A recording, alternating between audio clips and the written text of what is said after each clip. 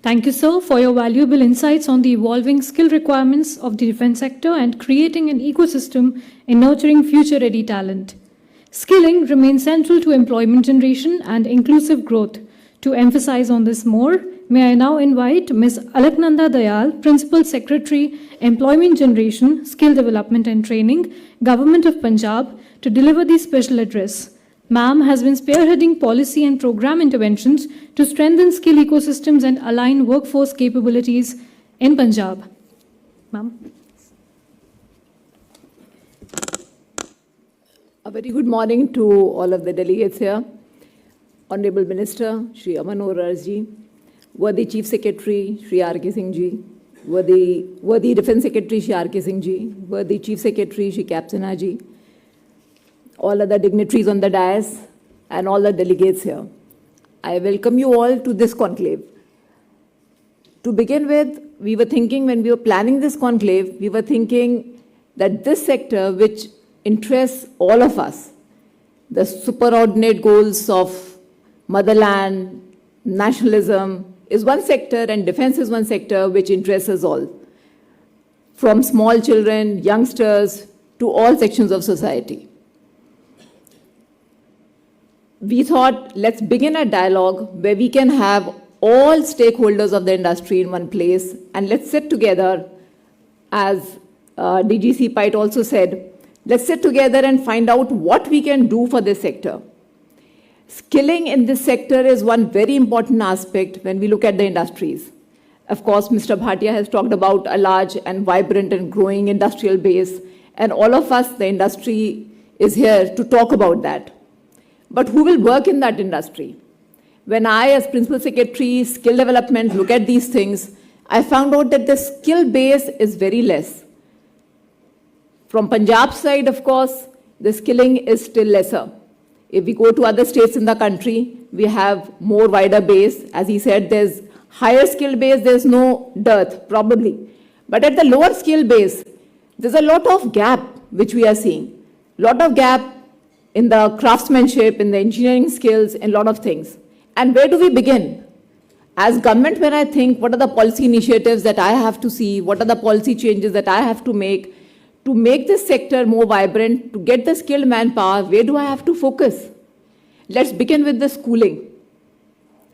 The STEM, the science, technology, engineering, and mathematics side. That is where we have to let our children grow their interest in. I increasingly find that children are finding these subjects tougher. They think that this subject is not for me, maybe I can go for other subjects. However, all the defense personnel, people gathered here, all the academia will also vouch for it. Unless we develop those instincts in the children, I don't think they will have an interest when they grow up bigger. You can make engineers, but only when they have that interest. So let's begin that. That's the government perspective that we need to do. And then we come out at the higher levels. Not only that the higher skills we need in terms of engineering, we also need the skills in terms of craftsmanship, in terms of the floor shop managers, the industry which is there, the skill that is manpower that is going to work in those industries.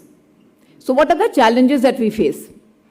The challenges that we are facing, one is about the skilled manpower, which we are trying to kind of address in this conclave. The second is also, I would like to emphasize, in standing here as Principal Secretary, there are gender issues in this sector also.